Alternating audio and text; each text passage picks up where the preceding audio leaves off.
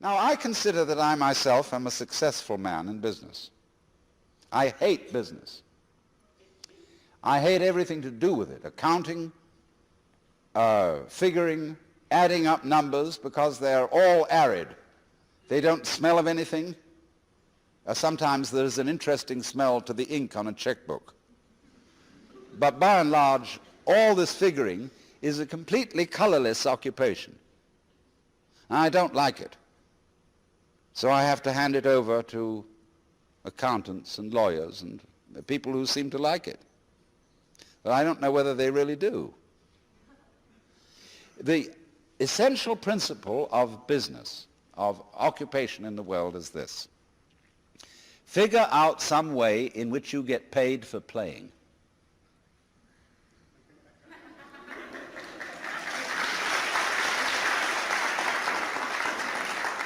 When I was quite young, I forget the exact age, I made a solemn vow, which was that I would never accept a job. I would always be my own employer.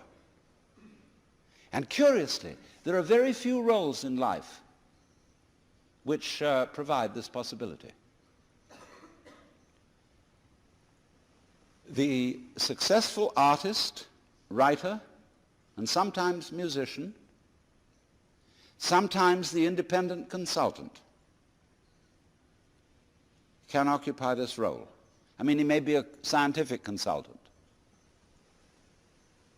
But by and large, almost everybody seems to be compelled to take a job with a corporation.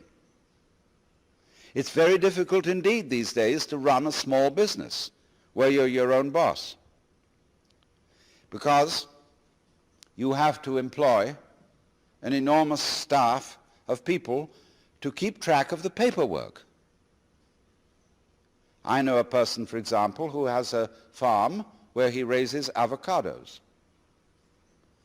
And the Department of Commerce visited him with a stack of forms this thick, which he had to fill in. Well, he got tough and said, I haven't the faintest idea what to fill into these forms. And he said to the agent of the Department of Commerce, you fill them in. And he made that man sit down and go through the whole procedure of filling in these forms.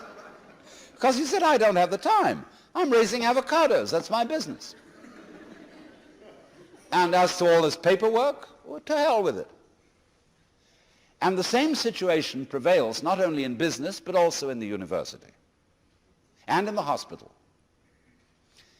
One of my favorite doctors told me the other day that he spends only 1/3 of his working hours practicing medicine. The rest is in recording, accounting, filling in reports. And it's the same in every hospital. Paperwork endlessly, because the record of what you do is more important than what you do. Write it down, and then it's real. And so, for the same reason, a lot of people don't believe they exist until they see their activities reported in the newspaper. A lot of juvenile delinquents commit crimes just to get attention. They'll get recorded. It's like you go to a party, it's a picnic on the beach, and it's great fun. And somebody says, what a shame it is that nobody has a camera. Well, now, I should talk, because at this moment we are recording what's going on, both on tape record and on TV. And remember that it takes as long to view it or to listen to it as it does to do it. And who's going to listen to all this over and over again?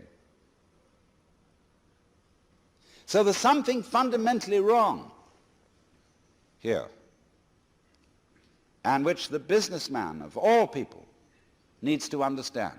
What the businessman needs to know, equally, what the army officer needs to know, is the same. What do you really want?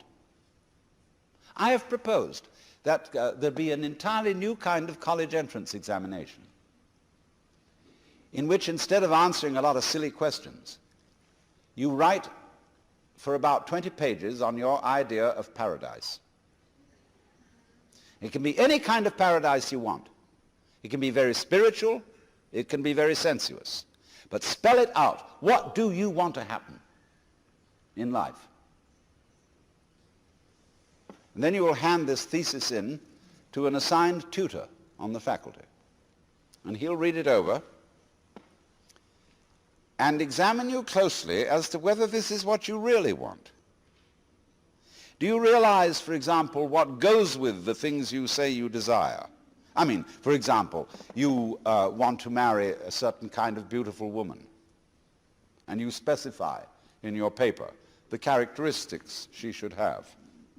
But, says the tutor, you said absolutely nothing about her mother. Because every girl goes with a mother. I mean, unless she's an orphan. And you must also specify what kind of mother-in-law you want. Well, then you have to stop and think about that. And that's just an illustration of going into detail and being very careful about what you desire, because there's a good saying, be careful of what you desire. You may get it. So this is the problem of thinking out carefully where it is that you want to go. Now let's take the war in Vietnam, which is supposed to be concluded. What on earth was it all about? If we had gone with military pomp and might into Vietnam for the express purpose of conquering the country and possessing it and carrying off the women into captivity, it would have been understandable. But as it was waged for some absolutely abstract end, namely the estoppage of an ideology called communism. Nobody knows what communism is, nor do we know what capitalism is. But we can fight endlessly on the supposition that there are good guys and bad guys. And when we fight on that supposition, there is no possibility of compromise or of gentleman's agreement, as there is honor among thieves. We're all thieves, let's face it. There is a doctrine in the Jewish religion that when God created Adam, he put into him a spirit which is called the Yetzer Hara, and that means the wayward spirit, or what I call the element of irreducible rascality. And that is in us all. A little bit. It's not the whole of us. It's like just a pinch of salt in the stew. And you don't want the whole stew to be salt. But you have to have just a touch of rascality to be human. And I find it difficult to get along with people who don't know that they have it. People who come on that they're all sincere, all good, all pure, bore me to death and scare me. As they're unconscious of themselves, and therefore they suddenly do terrible things without warning, either to themselves or to others. They make promises that they're never going to fulfill because they want to talk right. And so if I do business with someone who is not really aware that he's a rascal, I know he's impossible to do business with. He'll suddenly cheat me completely. But if I'm aware that he's a bit of a shyster, I feel comfortable. And I let him know that I am too. Then we're human. Then we can let our hair down. Then we can say, look, let's work this out. This is what I want. And I know what you want. And if we can get that clear, we can work out a reasonable agreement. We can compromise.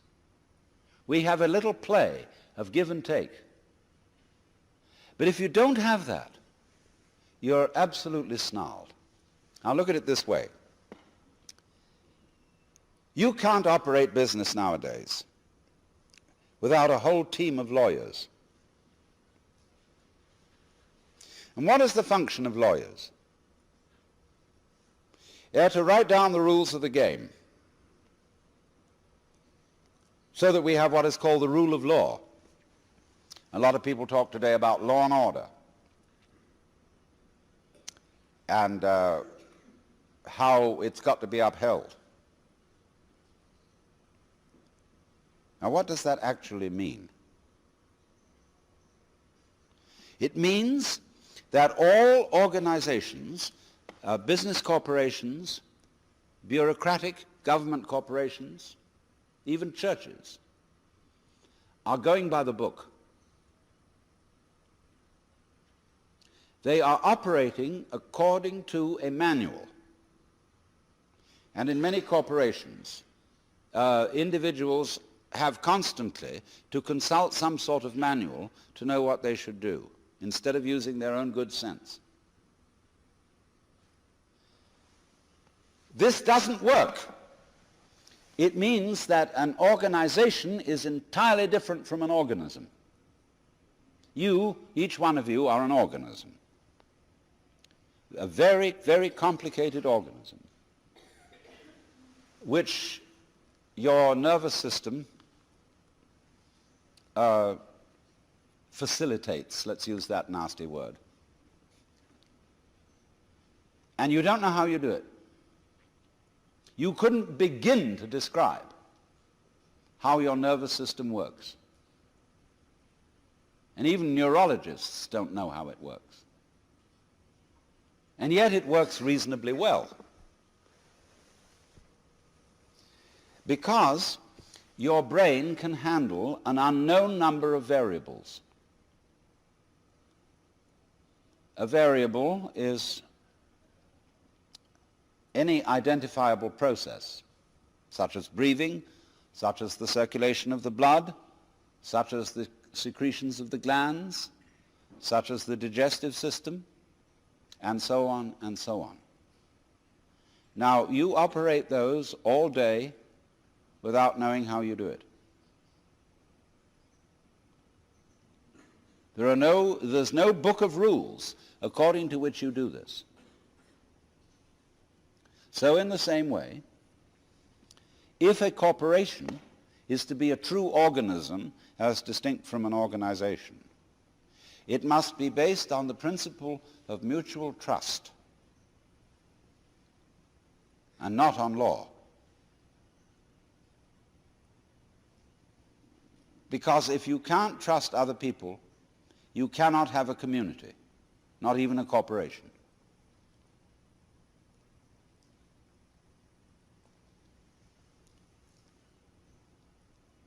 It's risky, very risky to trust other people, because they may let you down. But on the whole, if you do trust them, the chances are perhaps, 60 to 40, maybe a little more, maybe 75 to 25, that the system will work, simply because they're trusted. And as soon as you've got a system where, for example, in a supermarket, there are mirrors all over the place, TV cameras watching everything, all kinds of checks on the cashiers that they won't sneak off with something. You've got a system that increasingly won't work, because nobody will want to work there. One of the major reasons for hippies and dropouts is that human beings don't want to work under conditions like that, because they are mechanical conditions. And the mechanism is quite distinct from the organism, because the mechanism is arranged on linear plans, the book, whereas the organism transcends that. We don't know how. That means we can't write down how, because it's more complicated than any form of writing can express.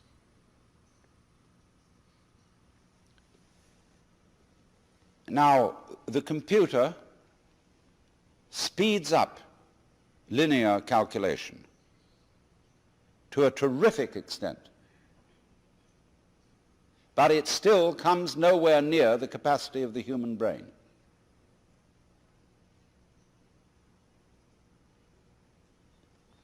And so this is something that has to be recognized as a principle. Now let me give another illustration of it.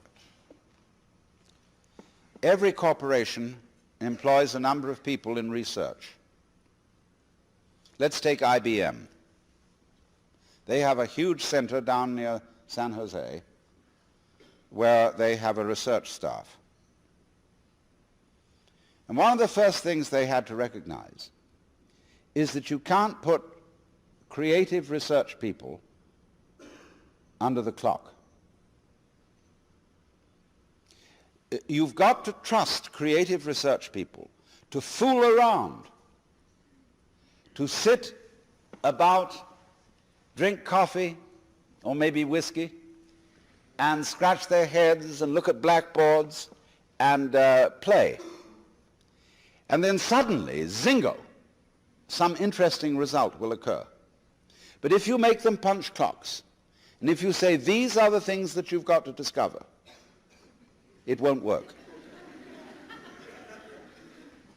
So the corporation has to make an act of faith in its research personnel. It has to say, we recognize you have an amazing gift called brains.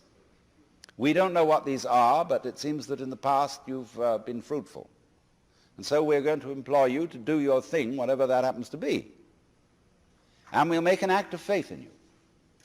And invariably, if they make that act of faith, it will work. Some fantastic idea will come out. Not perhaps the idea you expected. In fact, it may not even apply to your particular business. But you could always sell it to somebody else. Now then, let me go. This is a fundamental principle.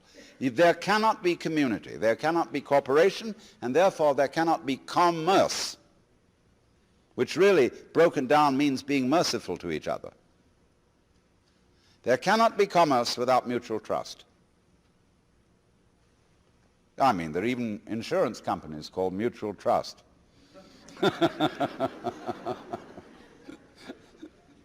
it just can't happen. The society at the moment is mutual mistrust. And therefore it becomes increasingly difficult to do anything. Business is inhibited by the lack of free enterprise. Well, that sounds very right-wing. But actually fascist states, corporate states, totalitarian states are utterly against free enterprise. So let's push this a little further. St. Paul said that the laborer is worthy of his hire. And I, as a philosopher, mere philosopher, dealing in higher things, always insist that I be paid for my work. And I get the highest fee I can get. And people say, well, you're just out for money. I say, that's none of your business. Because I give most of it away. My own needs being extremely simple. Although I enjoy good food, I don't even own a television set. And, it's a very simple life, but I've got enough. And enough is as good as a feast. You see, a lot of people don't feel happy unless they have another thing beyond money, which is called status. And status, to a very large extent in our economy, consists in conspicuous consumption. In having this thing and that thing and the other thing, in having a swimming pool, a Ferrari, a certain kind of clothes and a certain kind of house with an enormous round style picture window and so on and so on and so on. And we think we need all that because we've been persuaded by a certain kind of propaganda that that's how we ought to live. Because we haven't asked ourselves whether that was what we really wanted. In other words, we've been propagandized into thinking what we wanted. I remember my daughter when she was in high school, number one daughter, who's now become very sensible, insisted that she had to have a certain number of cashmere sweaters. In those days, I couldn't afford them. I said, my dear, do you really want these? Or is it just that you've been reading ads in the magazine or listening to the other children? Because you see, schools are places where you send your child to be brought up by other children. And therefore, they get a kind of lowest common denominator of culture. So they all think they've got to have this, they've got to have that. And they don't really want it. If they sat back and considered, do I need all that? Is this trip really necessary? They would come to the conclusion that it wasn't. And that would be very important because they would save energy. You all know, of course, that we are nearing an energy crisis, that there is not enough physical energy going to be available for all the things we think we're supposed to do, to go rushing around and so on. So